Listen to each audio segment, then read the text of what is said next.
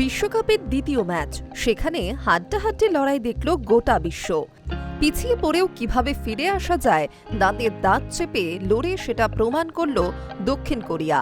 ম্যাচে মোট ৩টে গোল হলেও দুপক্ষই প্রচুর সুযোগ তৈরি করেছে। ম্যাচের প্রথমার্ধ তুলনামূলক ম্যারম্যারে হলেও দ্বিতীয়ার্ধ একেবারে জমজমাট। শেষ পর্যন্ত ৩ পয়েন্ট নিয়ে মাঠ ছাড়ল এশীয় সূর্য দক্ষিণ কোরিয়া। ২০০২ বিশ্বকাপে দক্ষিণ কোরিয়া চমকে দিয়েছিল গোটা বিশ্বকে। সেমিফাইনাল পর্যন্ত তারা উঠেছিল, কিন্তু পরবর্তী যে কটি বিশ্বকাপ হয়েছে তাতে কোরিয়ানদের পারফরমেন্স সেরকম উজ্জ্বল নয়। গত বিশ্বকাপে পর্তুগালকে হারিয়ে খানিকটা আলোড়ন ফেলেছিলেন সন হিউং-মিনরা, কিন্তু ব্রাজিলের কাছে ৪-১ হেরে ছিটকে যায় বিশ্বকাপ থেকে। দলের অধিনায়ক শন এখন মার্কিন লিগে খেলেন। তার আশা ছিল মেক্সিকোবাসীর সমর্থন থাকবে তার দলের দিকেই।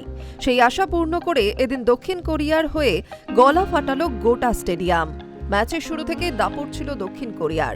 ৯ মিনিটের মাথায় ফ্রি কিক, ২ মিনিট বাদে কর্নার, একের পর এক গোলের সুযোগ আসছিল। মাঝমাঠ থেকেও একের পর এক আক্রমণের ঝড় তুলেছেন হাওয়াংলিরা। বল দেখলেও চেক প্রজাতন্ত্রের থেকে কয়েক যোজন এগিয়ে ছিল দক্ষিণ কোরিয়া। প্রায় ২০ মিনিট কোরীয় তুফান সামলানোর পর ধীরে ধীরে ঘুরে দাঁড়ায় চেকরা। গোলের সুযোগও তৈরি করেন পাভেল সালকরা।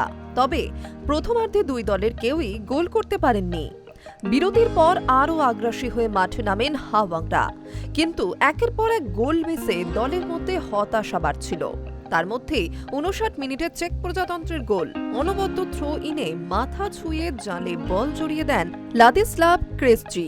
ওই গোলে যেন নতুন করে উদ্দীপনা এলো কোরীয় আক্রমণে। ৬৭ মিনিটে গোলকিপারের আঙুলের একেবারে সামনে দিয়ে বল তেকাঠিতে পাঠালেন হাওয়াং। ম্যাচের নির্ণায়ক গোল এলো ৮০ মিনিটে হাইওয়ানের শটে। ম্যাচ শেষে কোরীয় ফুটবলারদের চোখে আনন্দ অশ্রু। Hi news network.